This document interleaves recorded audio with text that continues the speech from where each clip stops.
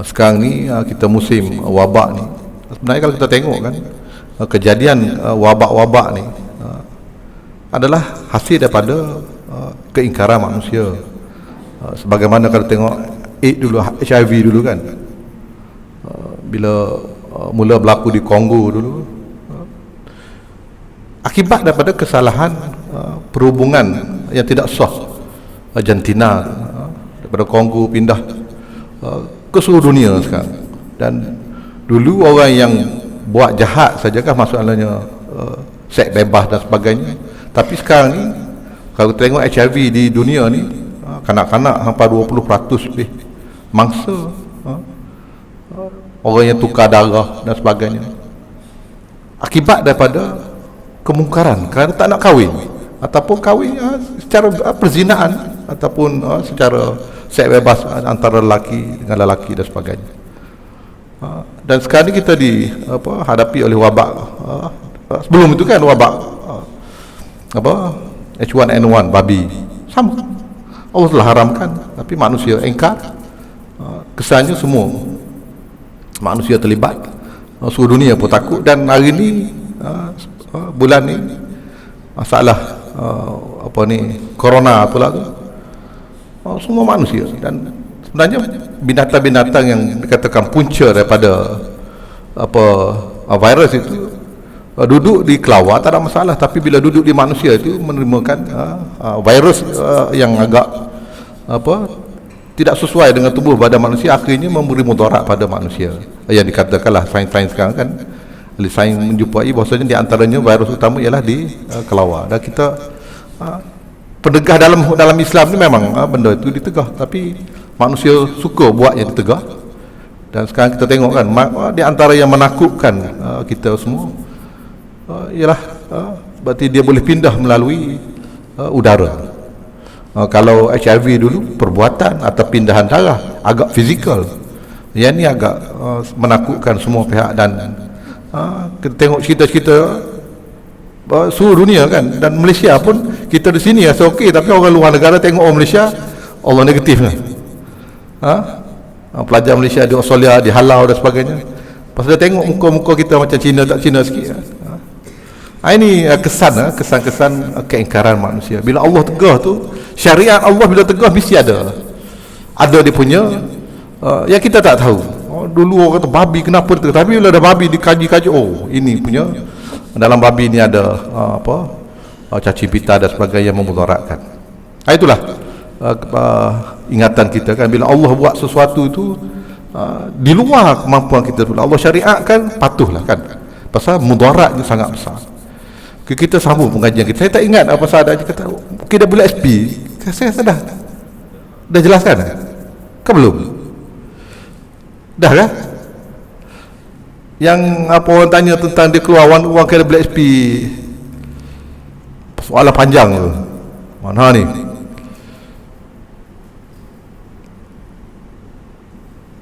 Ini soalan banyak kan? Saya pun tak ingat. Dah kan? Belum lagi.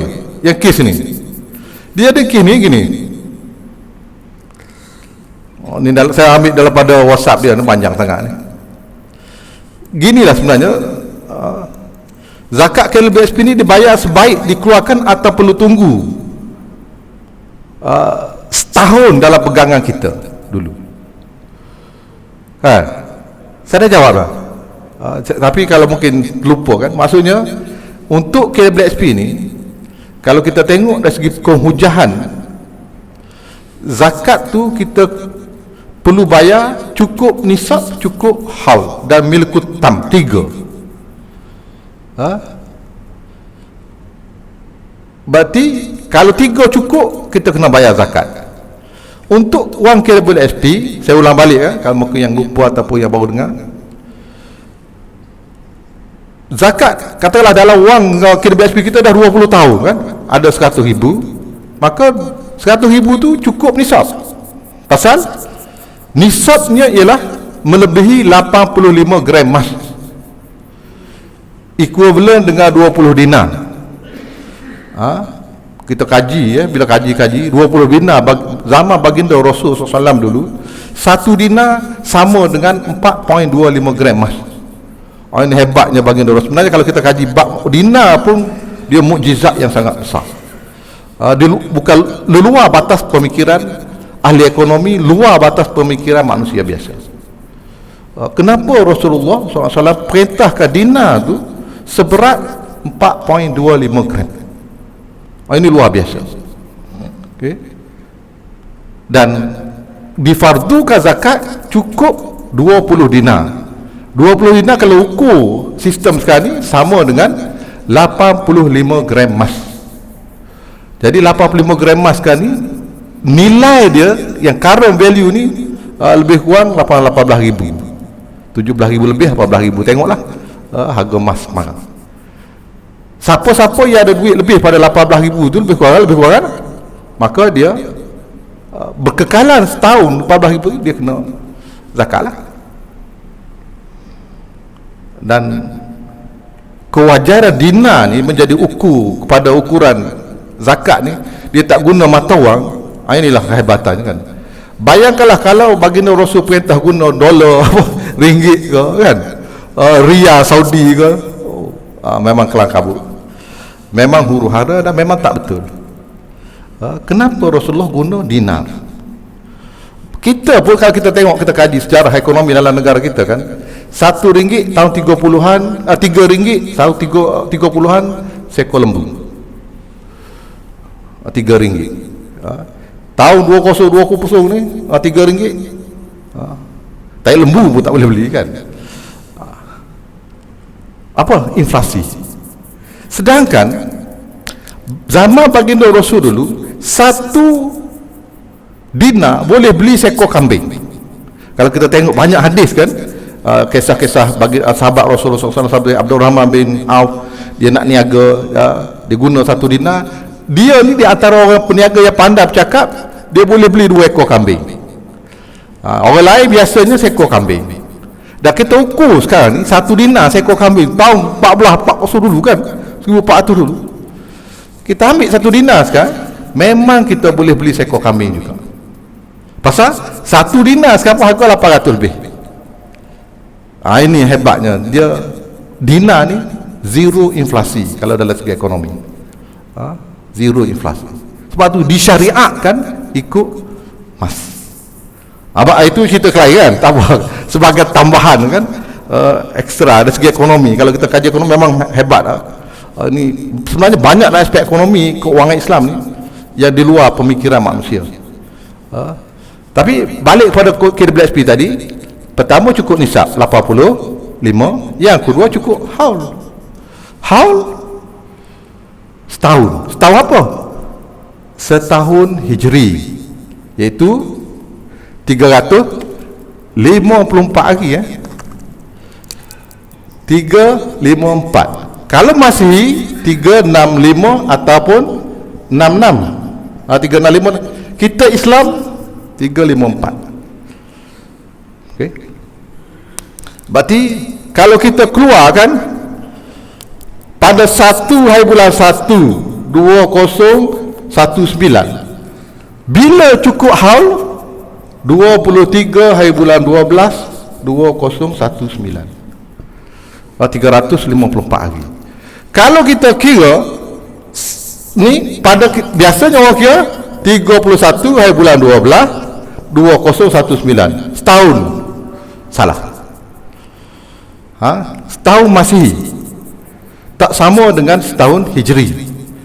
Sebab tu kita kan sekarang pun kita, kalau kita perhati elok-elok kan, hari ni berapa hari bulan, hari ni berapa hari bulan, mesti kita akan jawab hari ni 16 hari bulan. Salah.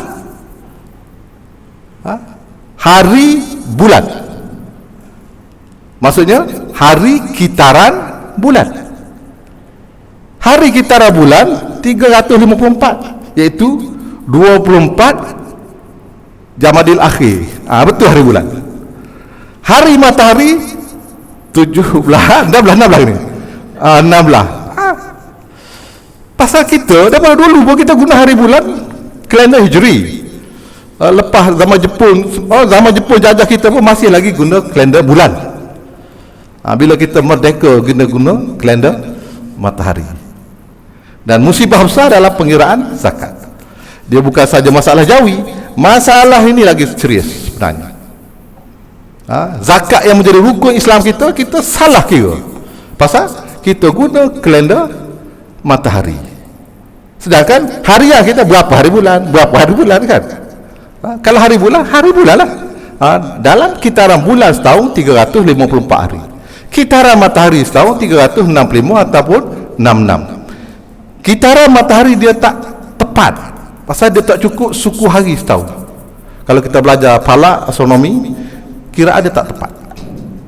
Sebab tu dia ada tahun lompat. Siapa yang beranak pada 29 Februari kan? Naya betul, tak adil. Tak adil siapa? Itu masalah Kristian, Masihi. Padri Gregorian dia panggil kalau kita belajar kalender kan, Gregorian. Itu Kristian. Allah tepat, tidak ada keraguan. Tapi Allah masih lagi pilih kalender, masih sebenarnya tak betul. Inna iddatullah asana asyra fi kitabillah. Dalam Allah sebut dalam Quran, kita di sisi kita 12 bulan mengikut kitaran bulan. Sebab tu bulan purnama kita cerita lama kan, 1 purnama, 2 purnama, hari bulan, bukan hari matahari. Kita salah guna, salah fakim kata kan. Patut hari matahari kita guna hari bulan, tapi kita kekalkan lagi nama hari bulan, kita guna pada hari matahari. Kesilapan yang paling nyata sekali. Kena betul kan, kita semua ni kena betul hari bulan. Hari ni 24 hari bulan Jamadil Akhir, betul. Hari ni 16 hari matahari. Payah kan pasal tak dah. Tapi itu yang betul. So maksudnya di sini, kalau ikut Islam, wang KWSP keluar cukup 23 hari bulan ni. Kalau masih lagi ada, katakanlah tadi ada 100,000 kan, orang yang bertanya ni ada 100,000 dalam akaun KWSP, nisab 18,000 cukup. Nisab cukup dah. Yang kedua, haul cukup pasal 354 hari. Yang ketiga, milik sempurna, milik kutam dalam bahasa Arab, milik sempurna. Kita kena cek 3 ni. Kalau cukup, bayar zakat.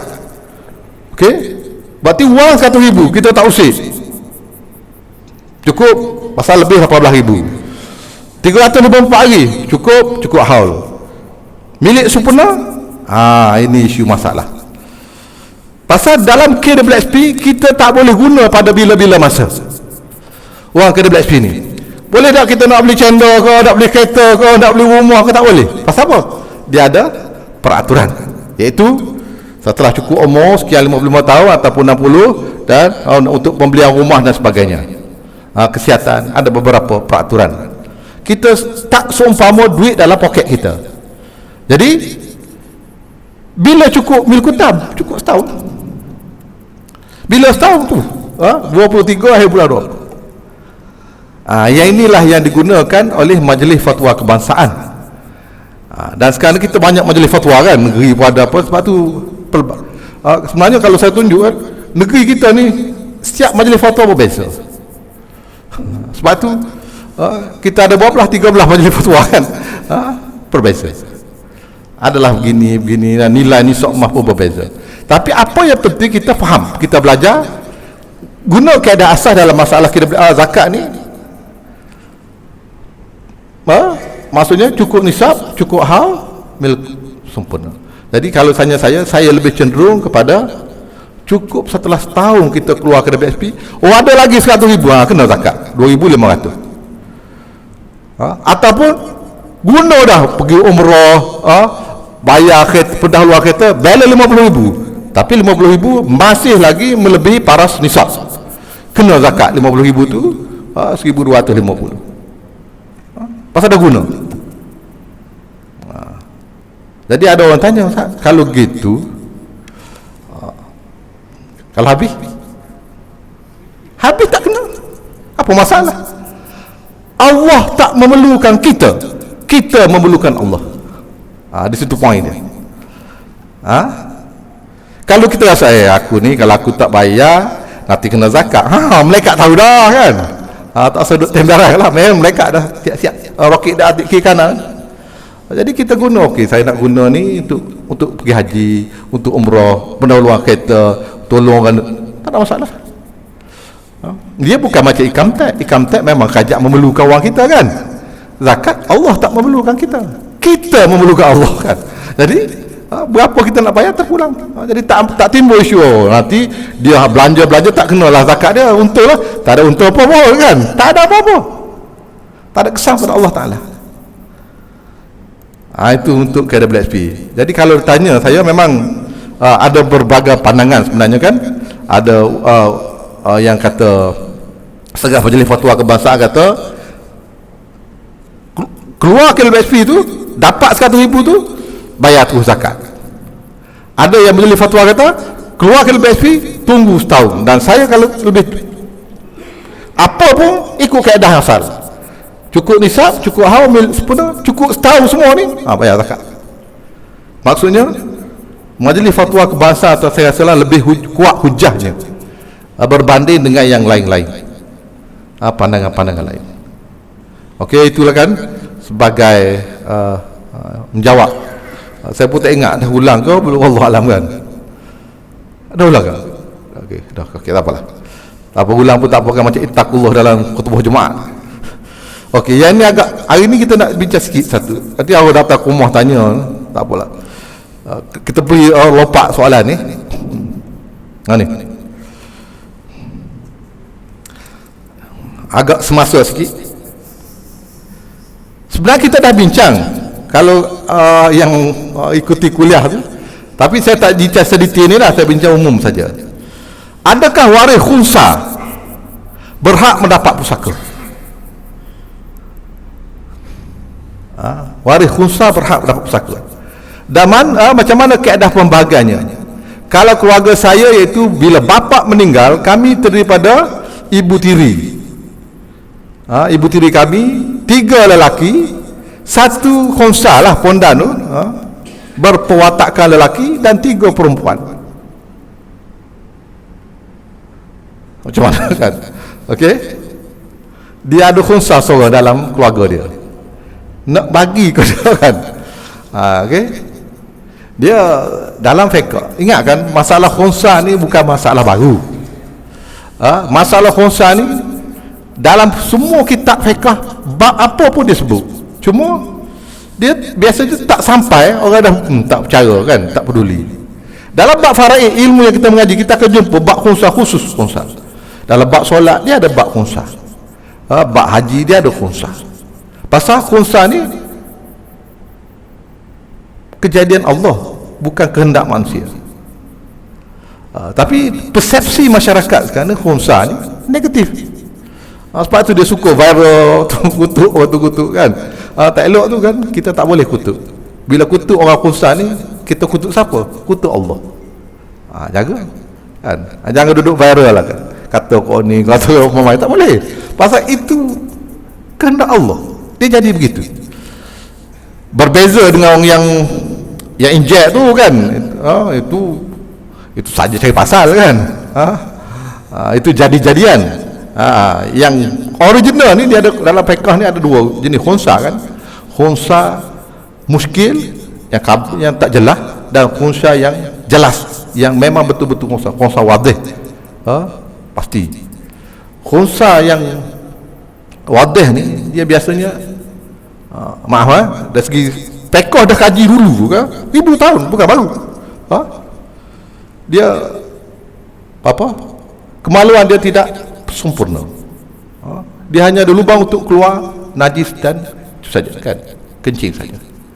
Sedangkan khunsa muskil ni dia ada dua-dua. Jadi payah nak kata kan. Itu kejadian Allah Ta'ala, yang Allah jadikan. Yang injek, yang apa hormon apa, itu lain. Itu dia dengan Allah, dilaknat oleh Allah lah kan. Itu memang pun. Tapi yang jenis ni kita kena jaga. Pasal kena berhati-hati, kerana bila jenis khunsa dalam faraid, kita kena pasti dulu apa statusnya dan macam mana kedudukan dia dari sudut pembahagian pusaka. Berbeza. Kalau dalam solat, kalau khunsa dia tak boleh jadi imam pada lelaki, dia boleh jadi imam pada wanita saja, walaupun dia suara macam lelaki kan, tapi bila kita tahu dia khunsa. Dan pada zaman Sayyidina Ali memerintah berlaku satu kes, ini popular di kalangan pengkaji ahli-ahli fiqh berkaitan dengan status khunsa, macam mana prosedur untuk mengenal pasti khunsa. Iaitu berlaku yang mana dilaporkan khunsa ni sebelum dia jadi hamba, dia telah berkahwin dan mempunyai anak, dia lelaki. Khunsa ni, okay? Dia merupakan seorang lelaki berkahwin dan ada masalah, dia ada melahirkan, dia berkahwin, ada anak, dan kemudian dia masalah kewangan dia, muflis dan sebagainya, dia dijual jadi hamba, dan orang dah beli dia. Tuan hamba dalam syariat, dalam Islam boleh meniduri hamba kan. Jadi dia, tuan tu tidur mengandung dan dia beranak. Maksudnya khunsa yang perfect. Khunsa yang perfect. Dia boleh memberanakkan, dia boleh melahirkan. Okey. Jadi sebelum itu dah berlaku, tapi digenap pasti secara fizikal kan. Qadi menjatuhkan hukuman secara hukmi, bukan secara tabi'i. Secara tabi'inya khunsa memang khunsa, tapi secara hukminya nak jatuh apa dia? Lelaki ataupun perempuan. Pasal kalau dia mati macam mana nak solat dia kan? Kalau dia waris berapa bahagian dia? Jadi mahkamah akan jatuhkan hukuman ke atas dia dari sudut hukum, bukan dari sudut tabi'i dia. Pasal dia memang begitu. Okey. Dan jumpa Sayyidina Ali, pasal qadi tak boleh selesai, jumpalah Sayyidina Ali, maksud tu khalifah. Wahai Ali, ni ada kes begini. Jadi Sayyidina Ali kata beginilah, minta dua orang saksi tengok kemaluan dia. Jadi orang tanya Sayyidina Ali, wahai Ali, siapa nak tengok? Dia kata dua saksi lelaki. Tengok aurat dia lah kan. Jadi Sayyidina Ali kata jangan tengok aurat dia, suruh dia berdiri di tepi cermin, tengok pantulan cermin. Tengok kan, dari segi fiqh dia sangat halus, berhati-hati, ada etika. Tengok pantulan cermin, tengok bukan tengok kemaluan dia kan, tengok pantulan cermin. Tadi saksi pun menyaksikan, lelaki saksi. Dia kata okey, ada dua-dua. Wahai Sayyidina Ali, tengok yang mana seterusnya lagi kan. Kalau ada dua-dua tu maksudnya dia seimbang. Tengok yang mana keluar lubang kencingnya.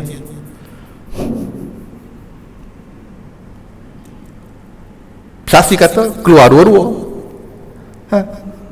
Dia perfect kan. Sayyidina Ali kata tengok yang mana laju, yang mana perlahan. Kalau yang laju tu dah jantina, itulah dia. Dihukum macam begitulah. Saksi kata sama laju, sudah kan.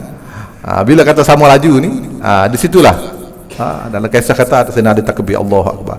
Ini adalah anugerah Allah. Kira tulang rusuk dia, pasal dia balik pada kisah Nabi Adam dan Hawa. Ini diceritakan kan dalam kitab-kitab. Dan bila dihitung orang ni yang khunsa tadi, dia tak cukup satu tulang rusuk. Sedangkan kita semua lelaki perempuan sama kan, tulang rusuk kita sama, jumlah sama, secara fisiologinya kita sama. Tapi dia ni nak ditakdir kalau Allah Ta'ala, dia tak cukup satu. Jadi mahkamah waktu tu jatuhkan hukuman dia sebagai lelaki. Jadi apa-apa urusan dia ni lelaki, walaupun secara tabi'inya dia adalah khunsa. Dia khunsa. Sebab tu khunsa yang ni dia keluar hid, dia keluar mani, sama. Dia kedua-dua berfungsi. dan ada kadang-kadang lewat berlaku pertumbuhan. Sebab itu dalam prosedur perubatan daripada dulu pun, bila lahir anak orang tengok jantina kan, nak kena pasti. Atau bidan tu sangat penting dalam syariat Islam. Bidan tu nak kena nasab, nak tengok jantina dia ni apa, laki ke perempuan, ataupun waktu telah khunsa berlaku, dia kena pasti oleh bidan. Itulah kan dalam syariat Islam tu dia ada prosedur yang agak terperinci berhubung dengan status jantina, pasal dia memberi kesan hukum yang sangat besar dalam pelbagai perkara, sehinggalah dia mati dalam masalah faraid. Berapa kita akan tengok pembahagian nanti. Okey, tengok prosedur kan, peraturan nak kena apa tu, tumbuh janggut. Ini yang secara fizikal kan, buah dada serta keluarnya susu badan. Itu daripada dulu lagi, bukan baru ni kan, ribu tahun. Untuk kena pasti khunsan, darah haid,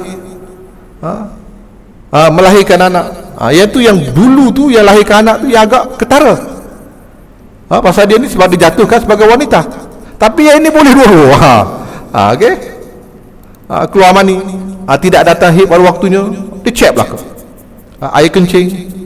Dan kecenderungan dia ni kecenderungan ke mana, lelaki ke perempuan, ada pasal dia seimbang kan, cenderung ke mana, kiri ke kanan kan.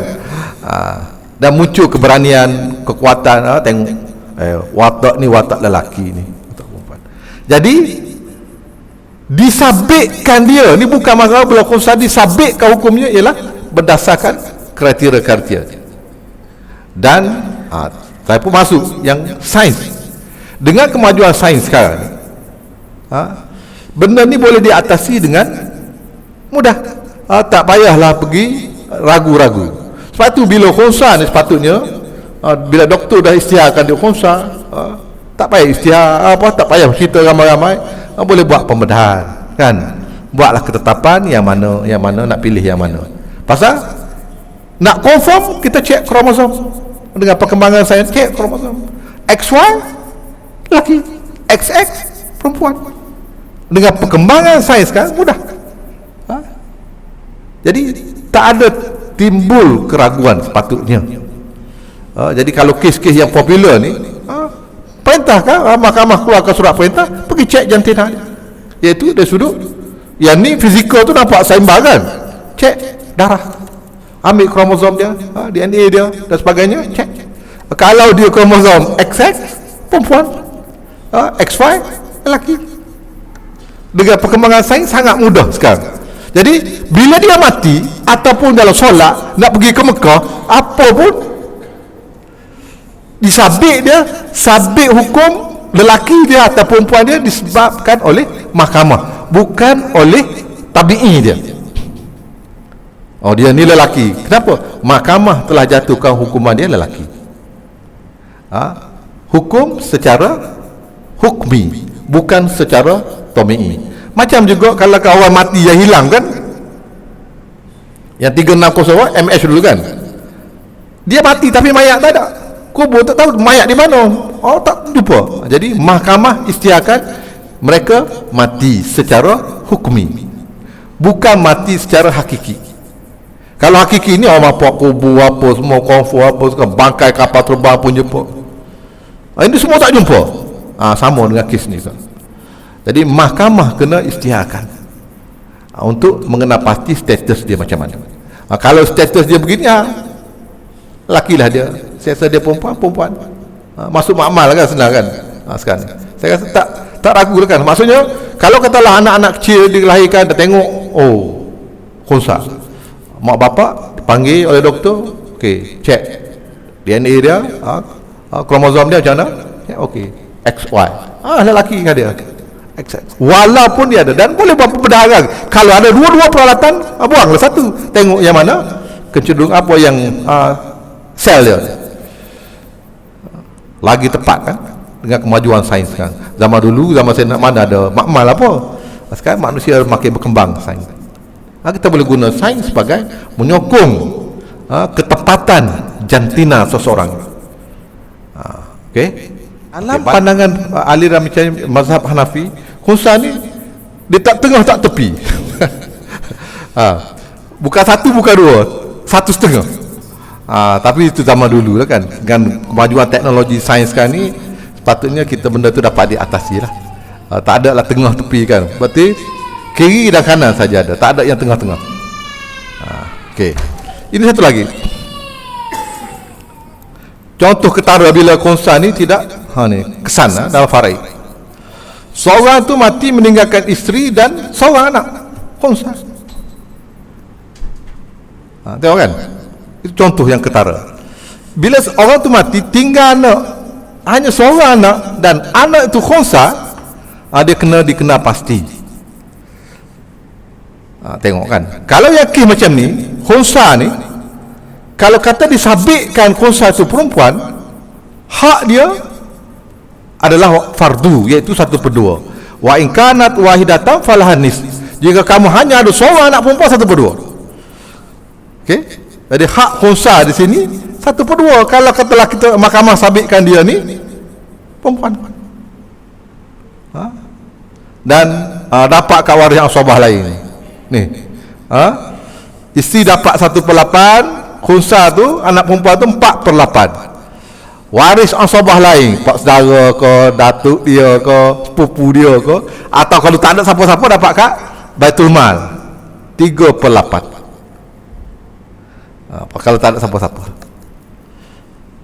disebabkan oleh arwah yang meninggal tu tidak ada anak lelaki. Sedangkan tengok sama, iaitu arwah mati meninggalkan isteri dan seorang anak khunsa. Bila pergi ke medical, tengok cek confirm dia lelaki, mak dapat 1/8, lelaki asabah perhabis 7/8. Nampak kan? Beza sangat-sangat. Sebab itu status khunsa perlu diputuskan oleh mahkamah dengan prosedurnya daripada pihak perubatan. Doktor lah mengesahkan jantina. Jadi inilah kan penting dalam masyarakat kita sekarang ni. Kalau ada kes-kes umpama ini, dan memang ada kan di mana-mana, setiap masa pun akan ada kes, kalau boleh diatasi lebih awal lah kan. Bila saja berlaku masalah khunsa, keluarga tu buatlah medical check kromosom dia, yang mana lelaki lebih mudah, tidak, maksudnya tidak dihebohkan kepada masyarakat, dan masyarakat kita tak bersedia keadaan ini, akhirnya jadi momokkan fitnah dan sebagainya kepada masyarakat, kepada orang tu, kepada orang khunsa ni. Sebab tu kalau boleh ditutupkan. Kalau nampak dia kromosom XY, lelaki lah dia. Kalau XX, perempuan lah. Buatlah apa yang patut dibuatkan. Pembedahan masa kecil lagi mudah dilakukan. Okey, itulah lebih kurangnya untuk pada malam ini. Dan ada dua perkara lah kan tadi, saya kena ingatkan balik. Maksudnya kita semua ni, kita kena masing-masing balik pada zakat KDPSP tadi. Kita balik hari ni, ingat kan, pastikan kita ada satu tarikh bulan Islam untuk kita kira zakat kita. Zakat pendapatan ke, zakat perniagaan ke, zakat penggajian ke, zakat emas perak ke, zakat apa pun mesti ambil satu tarikh ikut hari bulan, bukan ikut hari matahari. Kalau saya, memang saya tetap dah fix tarikh saya 28 Ramadan, itu starting saya. Masing-masing kena buat masing-masing lah, tak perlu ikut satu Muharram. Dalam tradisi Islam Muharram. Jadi kalau kita nak bayar zakat, okey, 1 Muharram kita start, maka 30 Zulhijjah berakhir. Dalam zaman Sayyidina Umar dulu, budaya Islam Muharram. Macam sekarang 31 Disember kan, itu kita kena tukar Disember matahari. Okey, bulan masing-masing bertanggungjawab. Pasal kalau kita guna kaedah matahari untuk bayar zakat, memang tak tepat lah, tidak tepat. Lebih baik kita kena ikut kalender bulan. Pasal saya katalah, besok saya nak pergi Mekah, buat apa? Buat haji. Haji apa? Kan haji bukan bulan haji, lama lagi haji. Saya buat haji bulan Februari. Sah tak? Tak sah. Minggu depan saya nak puasa. Puasa apa? Puasa Ramadan. Saya puasa Ramadan bulan Mac. Lagi karut. Tapi itu kita boleh. Tapi kenapa zakat kita tidak boleh? Itu satu persoalan dalam masyarakat kita. Kita personal kena tukar. Kalau kita ada syarikat perniagaan, kita tukarlah. Ikut kitaran 354 hari. Itu yang pertama. Yang kedua ni berkaitan khunsa. Kalau boleh masalah khunsa ni kita selesaikan secara tertutup dan tak payah dia heboh-hebohkan. Jangan aibkan sesiapa kan. InsyaAllah kan. Sekadar itu dululah.